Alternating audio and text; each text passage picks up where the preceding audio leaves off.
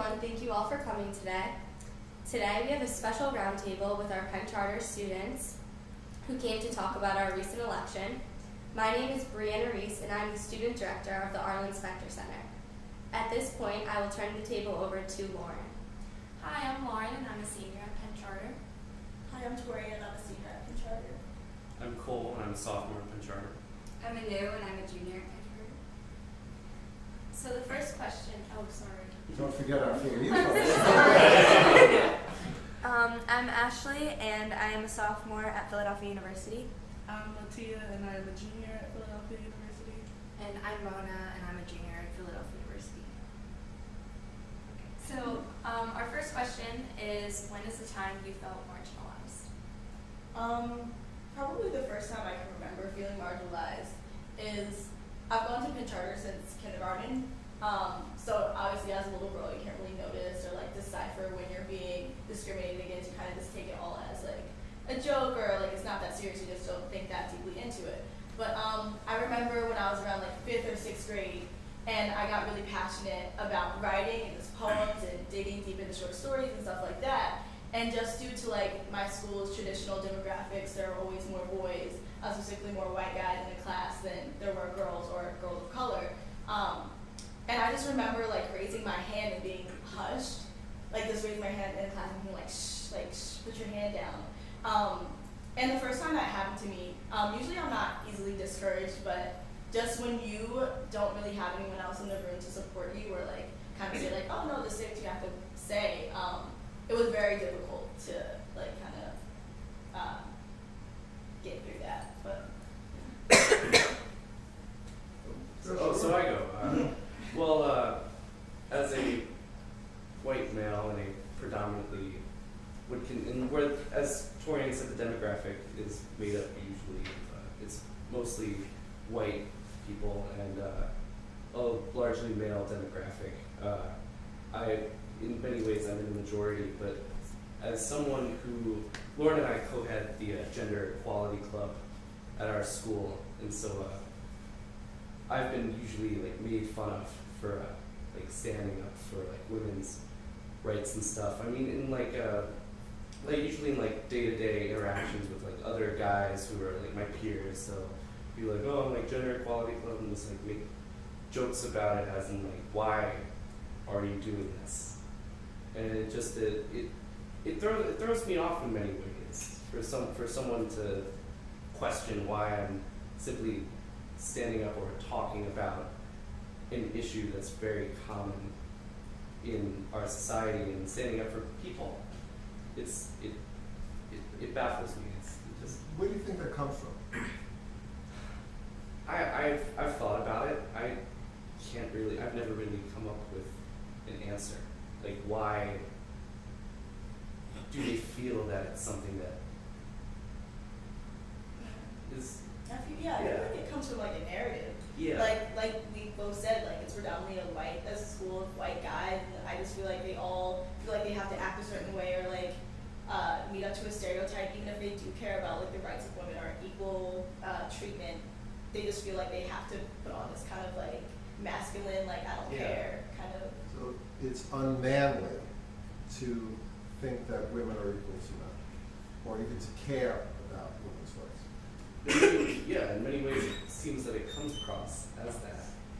Like for someone like to be like, why would you care about another person is essentially what they're saying. And to call someone unmanly for standing up for someone. Like, why do you feel so insecure about your masculinity to find something that, I'm trying to find the right way to phrase this. Do you realize how brave you're being? I've never really like thought about it like that.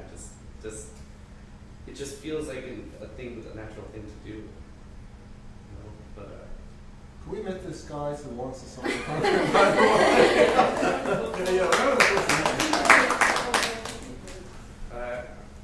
like, do you feel that insecure about yourself to like go to like call someone unmanly? Like that's like I feel like that's a very like low, like creative insult to like say like you're like just call someone unmanly. Like what is it? What does it mean to be manly?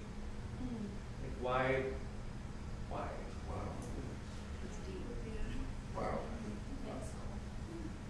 Top that.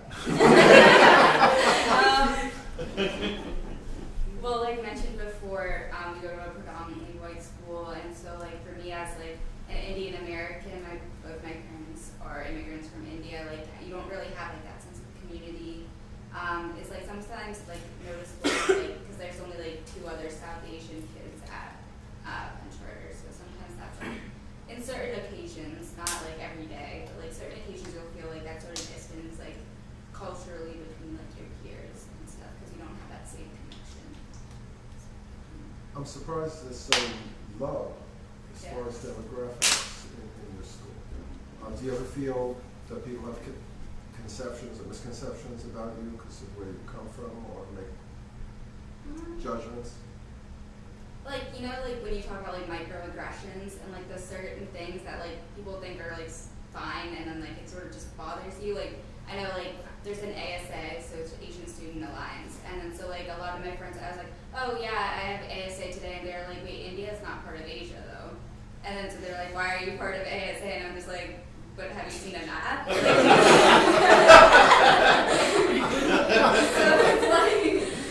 it's like, I mean, I guess it's just like, there's also like a narrative about like what an Asian should look like, and there's like certain like distinguishable traits about like an Asian, like there's South Asians, there's like Southeast Asians, there's like, so there's different types of like, people from Asia are not like one singular thing, there's like people from all over, so I guess like, that's like something that like people don't seem to understand or forget to acknowledge.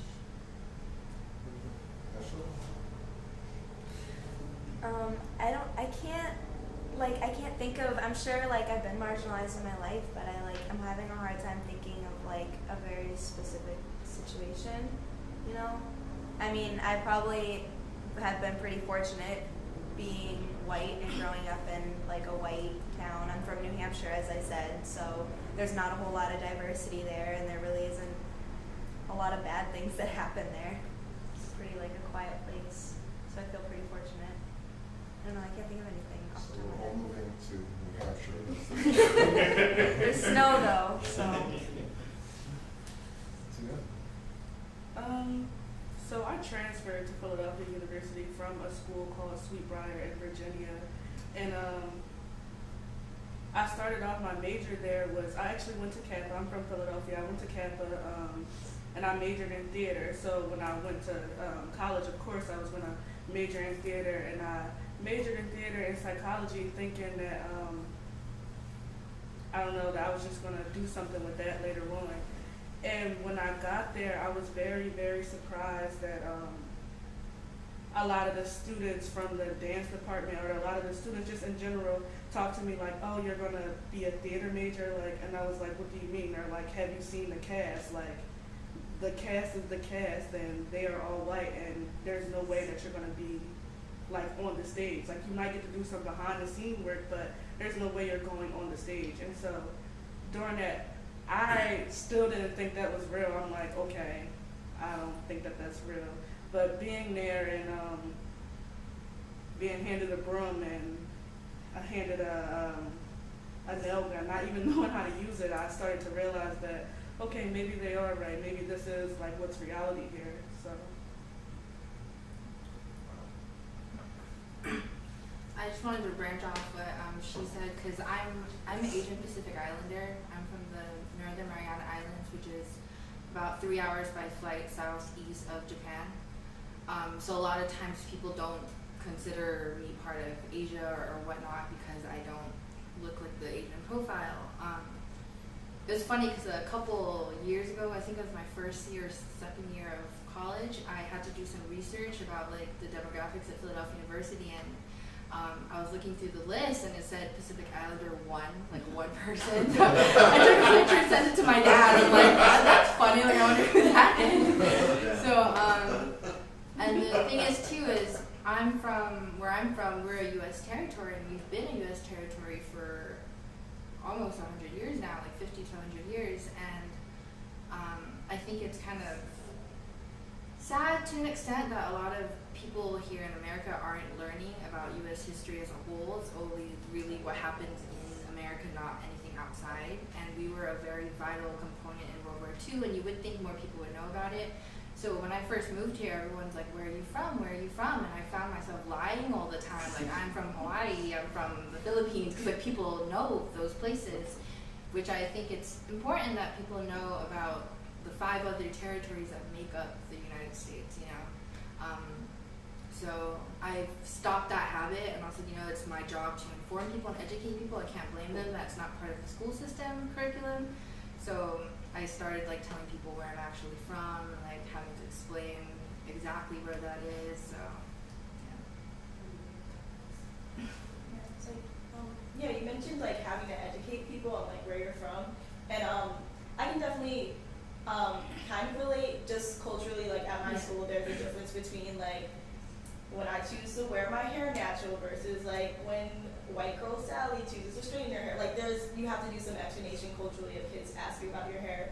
But sometimes like just that explanation gets a little tiring. Yeah, so do you ever exactly. feel like a little like Like, for a long time I lied. Like Yeah. I would just get the shortcut answer, and I was like, why am I like lying? Like why can't I take the 10 seconds to say where I'm from? Right. And like going off of that, like another thing that till this day my dad still like jokes around with me on the phone is my accent. Like I have a very thick island I had a very thick island accent, but coming out here I felt the need to Americanize my accent, which I've obviously perfected, because a lot of times people don't even know I'm not from here because of how good I can speak English and like my accent. And then when I get on the phone, and sometimes like my friends would hear me on the phone with my dad, it automatically switches back to like my Pacific Islander accent, and then my friends would be like, "Can you?" And I can't do it. Like if I were to on the spot right now talk my accent, like I can't do it because I'm so used to like turning it on and off, and like that to myself makes me upset that I feel the need to Americanize my accent, where like I am still an American no matter what my accent sounds like, you know. But I think it's the culture, like the American culture, that makes you feel like you need to fit a certain profile to be American. Yeah, I mean, like I said earlier, as someone who's technically in the majority, I honestly cannot empathize with a lot of these issues because I've never actually experienced most of them, and so I find it really interesting to hear all of these stories and just like take it all into and think like, have I ever done that to someone? Like, I don't know if this is relatable for anyone else who talked about it, but sometimes it's like I don't even realize that I'm going through these issues. Like it's become so normal for me, like speaking in my accent, like lying about where I'm from, like that I don't even realize I'm doing anymore, because I feel like it's kind of something I have to do at this point, that I just like it's routine, which I think is like something that really needs to be addressed. Well, something that Cole was saying, how like you're mostly in the majority, and me as a white person, I'm in the majority too, but I'm a minority also, being a woman, but for the most part I'm in the majority. And last year I took American Studies, in which Mr. Payton was the teacher and Torian was in my class, and for the first time in my entire life probably I was a minority in that classroom because it was mostly people of color. So I thought it gave me like a new perspective of maybe like feeling in a way like just being a minority for the first time and feeling not exactly the same things that other people have felt, because I'll never experience somebody else's experience, but just I don't know, it forced me to learn a little bit and listen to other people when I hadn't really had that experience before, and it was really eye-opening because I could, like a lot of the things that we're talking about now, I wouldn't necessarily have a perspective on, and I really learned a lot about people's cultures and just how people go through things that I never really knew about or have to deal with every day. So I think it's important for people to like change their perspective a little bit. You were brought out of your comfort zone. Yeah. It's fascinating because it gives you a window into what people feel like when you walked into class. Right. Yeah. It's that way for you almost all day, all the time. Yeah, being a majority in that class was definitely, it was a great experience, if I'm not, like, just in all honesty, to be in a class with, like, a bunch of black kids in a school that is usually predominantly white, and sometimes maybe you'll get, like, a black guy in your class if you're lucky, or, like, 2 or 3, like, girl, like, yeah, that was, like Lauren said, that kind of reversal was really, really interesting to watch. And just the dynamic of the class was something that I had never experienced in my 13 years at that school until then. And even just like the teachers, both of our teachers were Black. And yeah, it was definitely interesting to experience like that different, like kind of to feel like not powerful, but like just very comfortable and like speaking about my experiences as a Black woman, or like cultural differences, or like going into like anecdotal stuff and like Invisible Man, or like just, yeah, it was really comfortable. And yeah. I agree with what you said. It felt that way a lot when I first came to Philadelphia, being from New Hampshire and then coming here, because I can probably count the amount of non-white kids that were in my high school like on two hands.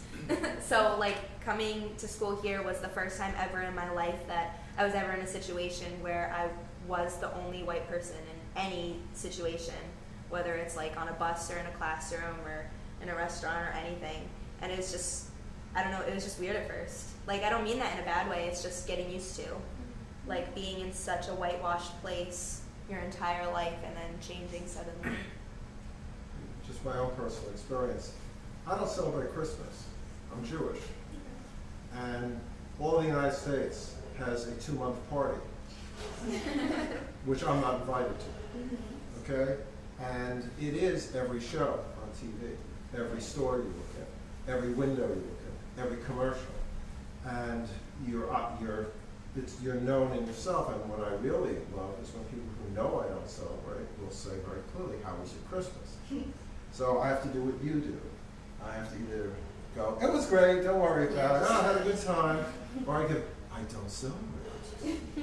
Okay? What do you- Why? Exactly, why? And I feel like saying, you know, there's this whole Jesus thing. I don't know if you know about it. I really get it. So it's, That's time of the but I've really given up, like you've done. Oh, what's the point? Yeah. You know, really. But what I would love to do is, we've all been marginalized in different ways. So the question is, how can we take that experience and make it positive instead of something negative? So I'd like to start with you on that. Yeah, I think kind of like what I was saying before, just educating yourself on other people's experiences of being marginalized and realizing that like those are real experiences that people deal with, and usually it's not only one person dealing with that experience. So I think recognizing that there are a lot of things going on for other people that you might not be aware of or exposed to, but just recognizing that they're there and being sensitive to that. Yeah, I just think safe spaces are essential. I've learned, like I had an experience after junior year, me and like my close friend groups, which are majority Black girls, we were able to find like a room and kind of just us in like, that room was predominantly just kids of color, like sitting in there and like doing homework or talking about issues in the community. And kids of course who aren't kids of color can come in and out, like, but it's just a space where our friends. And just that, having that like identified area like opened us up to feeling so much more comfortable with expressing ourselves, because we felt like there's not that many of us, like we don't have classes together, I may not see you, so like how am I supposed to feel a sense of community if I don't see you? And now that we have that, like we feel much more comfortable about going out and educating, or going out and addressing this issue, or going out and confronting this guy who insulted, whatever. So yeah, I just think that safe spaces are like essential in terms of feeling comfortable as a marginalized person in a community. There are people who are out there who use this term called snowflakes. That we're all getting too upset about being treated poorly, whether we're of color, whether it's for religion, whether we're gender, whatever, go down the line. And get over it, okay? And I've seen that over and over again about my students. I've heard people post, I'm talking about generation of students, being snowflakes. And I know you guys, I know how hard you work, and I know what you go through, and I'm personally offended by that, and I always stand up for it. But I want to know what you think of that, being called that, if you understand that, and how you're going to deal with it over the next couple of years. I have a friend of mine. He used to actually go to Penn. He doesn't go here anymore. But somehow we ended up on this topic, and he started off and was like, I think safe spaces are the dumbest thing ever. And it was the most ridiculous thing I've ever heard. And I tried to explain it to him, like, imagine if you were in their shoes and you were in a community where you were the minority and you found other people that were like you and you associated with. Would you want a safe space where you felt ultimately accepted? He's like, I just like, again with this whole like macho I'll just write it out, be fine. Like, and to me that showed how not only closed-minded that people can be to things like this, but how, like, I guess I'm trying to find like the right way. Ignorant, yeah, like just ignorant to like a lot of common issues. It just made like it left me speechless that he was like, why? That doesn't make any sense. Like, just deal with it. Like, you shouldn't have to deal with that. It baffles me. Like, sometimes I just tend to overthink a lot of like, these topics that, because I find myself in almost every class, any discussion that involves politics or race or anything, that there's such a hatred that is involved around this color of your skin tone. Like, and we are the same race, like we are all humans. I was just born in a place where the sun hit directly, so biologically I had to have a certain skin tone to live in that.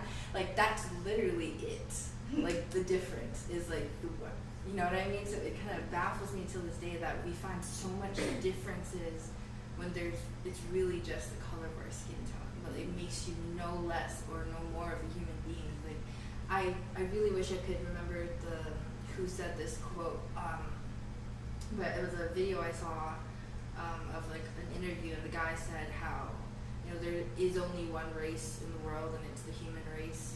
And if we just all focused on that, like, not that I'm saying religion or whatever doesn't matter, but I can get people disagreeing about beliefs, like disagreeing about, like, maybe I believe this, you believe that, but to hate on people because biologically, like, your skin tone is different, like, that to me is like a whole other level that needs to be addressed. And one thing that, because I'm a psych minor, that we talk about in classes, especially my one course, developmental psychology, is a lot of times what we know is what we were raised with, is what we're taught with at home.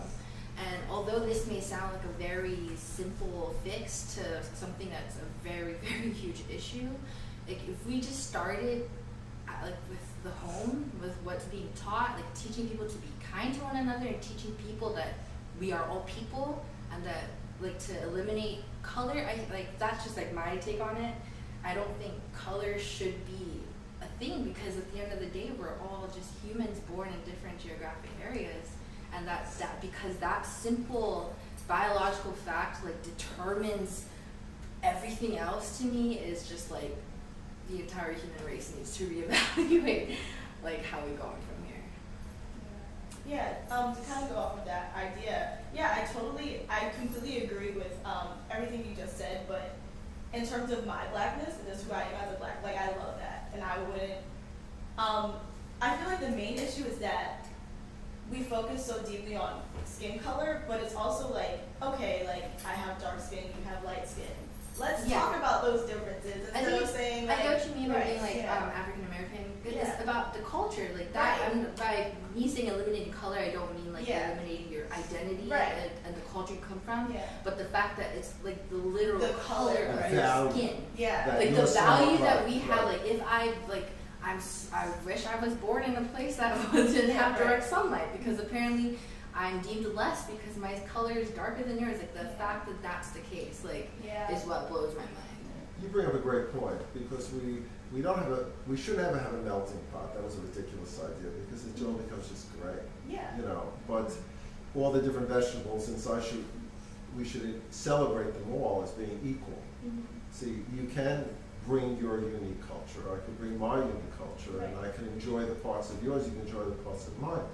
But where we've gone wrong is we have put value on that. The greener That's vegetables. the thing. Yeah.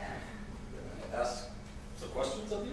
I mean, one is going to be quite, it's going to follow from this, but it's going to be slightly different. You can answer whichever you prefer. So the first of which is, I wonder if you have thought of, or if you would like to think about the connection between what you were talking about earlier, which is basically all the sort of invisible, not to you, but perhaps to, well, essentially like white normative dudes, the invisible labor that you do to essentially normalize their experience of you and their incomprehension of why do you need safe spaces. So if you are essentially lying about where you're from because you don't want to have to educate everybody about these islands that they don't know about, or don't want to talk about what you do different with your hair because you don't want it to be incumbent on you to explain black hair culture every single day to anybody every time you change their hair. If that's sort of work, which I would argue is work that you're doing on a daily basis, isn't apparent, partly because you don't want to be apparent, because you don't want to do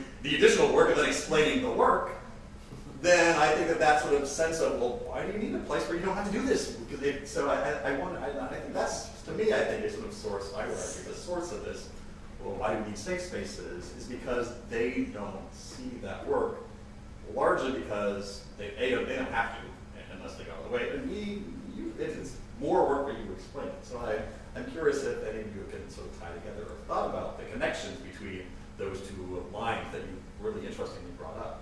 Secondly, and I don't know, it was in the talk, so I'm going to raise the issue, you don't have to go there. I'm curious about the connection of these issues to the election. And I'm really sort of curious, especially at your school or with your peer group, about how that's been taken up and what's been going on. Because I would argue that there are sort of two dominant narratives about you that we are getting in the media. That's my primary source of what's going on with high school students these days. One of which is that you are going to save us from all this. So essentially that, things might be bad now, and this is a sort of flare-up of racism, but the children of the future, everything's going to be fine as soon as you become adult. People have been saying for centuries now, so I'm somewhat skeptical of.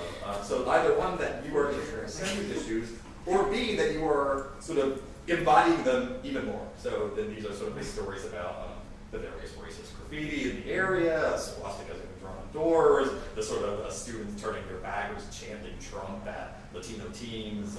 So we have these sort of two dichotomy of either you all are bad and on board with it, or you are the enlightened children of the future that are going to get beyond that. And I'm curious just to sort of see how the election played out in your actual lives. I mean, does it fall into one of those extremes for you? Is it different? Has it registered? Does it not register? And just sort of how it actually plays out beyond some of those narratives is something I'm curious about. What's I'd love to hear that? about it. How is the, go ahead. So after the election, we had, well, I'm in American Studies now, and we had one of the American Studies alumni, and I think our school has definitely changed, the pace of how we talk about different issues, and starting to talk about different issues has definitely a rise, especially among majority students who are Republican and support Trump, because this is the first time really in their life that they felt like they're the minority. And so for that different experience for them, they've become not necessarily aware of what minorities face on an everyday basis, but they're starting to come into an idea of what a minority feels like. And then so I think it was actually Torian who said this when we were at our meeting, but certain issues of race and gender and LGBTQ problems has always been in our school, but it's been sort of glazed over, no one really talked about it, no one really saw it. But right now, with the election, it sort of was unmasked, and everyone could see it, and it became more divisive. And then so it's it uncovered a lot, the election did, and then our school community is what I would say. Yeah. Like you said, I honestly think in terms of the Penn Charter student body, I think both those narratives are true. I think we have some students who, they're young, and young kids are impressionable, so that's not to say all their opinions are solidified and in stone, but they're heavily influenced by like whatever news they're watching, like CNN, their parents, Fox, whatever it may be, and a lot of kids are just stuck within what they've been told for forever. And it's very difficult when you try to initiate these open conversations where it's like, okay, I'm a Republican, I'm a liberal, let's talk. And they just don't want to do it. Which, interestingly enough, I've experienced most of the opposition towards conversation with white males because like they just don't want to talk about it for whatever reason. But whatever For reason. whatever reason. But yeah, they just don't want to initiate like this civil conversation with me, which is like fine. But yeah, but I also feel like in terms of Penn Charter, a lot of kids have stepped up. A lot of kids who I know have been usually silent or more bashful in like their ideas have stepped up and said like, I'm gonna speak out when my friends say something like offensive to a certain race, or I'm gonna speak out when my friend is being sexist. And that was really nice to watch because a lot of us are like right below the age of being able to vote. So it was nice to see so many young kids be active, but it was also like troubling to see like some of the kids I grew up with since kindergarten like say, I'm not talking about it, like I just don't wanna talk about it. Have you found that more people have been empowered to say things that they wouldn't have said before? Yes. Yeah, in a lot of ways. Like Anu said, a lot of kids feel like a lot of Trump supporters in our school felt marginalized in that like, oh, I feel uncomfortable with speaking my opinion because like now I'm the minority, which is like a thing in itself. But I feel like a lot of, like I said, the school has stepped up in a lot of ways. And like I remember during Meeting for Worship that week, like one girl came out in Meeting for Worship. Like a lot of people were sharing like their personal stories about how the election has impacted them and made them more courageous. So I feel like in some ways, yes, people have become more outspoken. In other ways, like specifically Trump supporters have felt more suppressed. We need a safe space. You weren't here at the beginning. You can introduce yourself and then maybe address the question. Hi, my name is Sharon, and I'm a senior at Penn Charter. And I guess, yeah, I feel like the election kind of made people speak out in both ways, like you said. Trump supporters, I guess, were a little more outspoken with their feelings and saying things they wouldn't have said before, leading up to the election and after the election.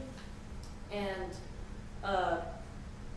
but personally, I felt like I kind of came together with people more, and I started speaking about people who came out after the election. That kind of inspired me to come out too. And because I felt like even though we were going through such hard times, I felt like the community was even stronger than ever before. And I knew that even though things seemed kind of dreary, just seeing all the support that everyone was lending out to everyone made me feel as if we could all get through this together. Wow. You're blowing my mind. Let me tell you. Absolutely. And something I'm having is I'm actually having a ray of hope for tomorrow. Because, yeah, go I want ahead. to add something. This is something you would tell us in our class. Kind of going off of this, that first of all, it's a bad thing that now all these people are feeling empowered by Trump, that they can come out with their opinions and say all these bad things. But then the bright side of it is that now we know who they are. We know the people that are online being anonymous and secretly and being racist, and we know the people that are the problems because they feel comfortable, they feel like they can come out. So now we know who they are and we can kind of target them and maybe in the best way get them to change or do something about it. I know you always tell us that in our classes. I just find it ironic too because when we were trying to advertise for this, I tried to reach out to some people who were leaders of the Young Republicans Club at our school, and I sent emails and texted and they didn't respond to anything. So I think it's interesting how now I guess Trump supporters are a minority at our school because we're a very liberal community, but then they're complaining about how they don't have room to express their feelings. Everybody's just assuming things about them. So, I try to give them a safe space, hopefully, to try and voice their opinions without any judgments or anything. And then they don't reach out to me in response to, so I just thought that was kind of ironic. Yeah, it's quite funny that a young Republicans club is essentially a safe space. And like, what's the need for all these safe spaces? I go to Young That's called Republicans irony. Club. Yeah, it is irony. It's Yeah. irony. Young Republicans Club. So me and my really one of my best friends, her name is Olivia. She has like dreadlocks. She's black, and we have been attending Young Republicans Club just out of interest, and like why not? We're not allowed to, and we just wanted to lean into that discomfort and try to hear some of the opinions of just the classmates that we may not have heard from before. And just the looks we got when we walked in the room was just essentially like, all right, we're not getting anywhere. They chose not to talk about concepts and like ideologies, but talk more about statistics. And like they just have proceeded to do that over the course of however long Young Republican Club has lasted, but they haven't, or at least in my presence talked about any personal ideas or like discomfort they feel specifically, which is also interesting. Just to add on, I also went to the first meeting of the Young Republicans Club, and afterwards, someone who was there mentioned that people who didn't identify as Republican who went, like me or Torian, we were described as like going there with the intentions to pick a fight, which wasn't the intention at all, and it's just interesting that that's the way they chose to perceive it, when really we just went to try to understand their point of view. I remember hearing things afterwards where people were like, Torian and Olivia just showed up and they like started yelling at everybody and we're just like making it seem like Republicans were just, I don't know, they were saying all this crazy stuff and I'm like, no, Torian, like she just We sat silently and listened, but I just think it's interesting how people see like just trying to like have another perspective of something, people like automatically see it as like, oh, they're attacking us. Right. You know, when you're just trying to understand their point of view. How are we going to deal with this over the next couple of years? Because what you raised, which is very positive, is that it has emboldened some people to give more support because you know you're under attack. And if you felt more comfortable actually as a result of the election. That's why I said blowing my mind, because that's not what experience I've heard from a lot of other people. But we're going to have to deal with each other. And that didn't work at all. yeah. Okay, and not any of your fault, you just showed up. But how are we going to deal with that over the next 4 years or so? Because we can't, it's not healthy right now. I think, like going off what she said, like that, I think it was the first class I had with you after the election. I was feeling discouraged and I didn't know what to do, and then I was like, you know what, like more than anything now is like the time for us, like even just as an individual, like I may not think that I can have a big effort, but if I start preparing myself so that when the time comes and I'm old enough to run for office, if that happens, you know what I mean, like now's the time for us, like we all, like, and I forgot who said it earlier, they always said the children of the future, like we are the future, we're like, well, the future is now. And like that's something that I told myself, like after hearing about Trump, like I could be discouraged throughout the next couple of years that he's president, but at the same time I think it's important that we're actively working on being better people and like being better citizens, and like so when the time comes that like we can get into office, like people in like our generation can like start, you know, really putting our feet down, like we have a better set of like leaders and like minds, people who are more open-minded and all of that. I think another thing is that as a people we have to think of like unity and not winning. I feel like a lot of people are so in this mindset where like our president won, so we won, and we're not thinking like we as a people should win, because if one loses, we all lose. And I feel like a friend of mine had an issue with like, I'm not sure if you guys know, but like some of the like black leaders who have been speaking out before met with Trump. And they sat down and talked to him, and like a lot of people have an issue with that, especially in the black community, saying that they're sellouts and stuff like that. And I'm struggling to understand why these leaders who are trying to bridge the gap are sellouts.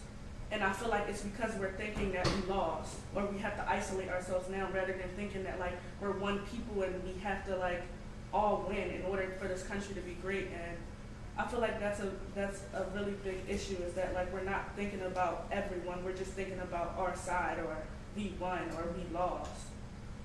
I think, like, going off of that, at the end of the day, when I talk about it to my family, instead of, I'm trying to be as optimistic as possible.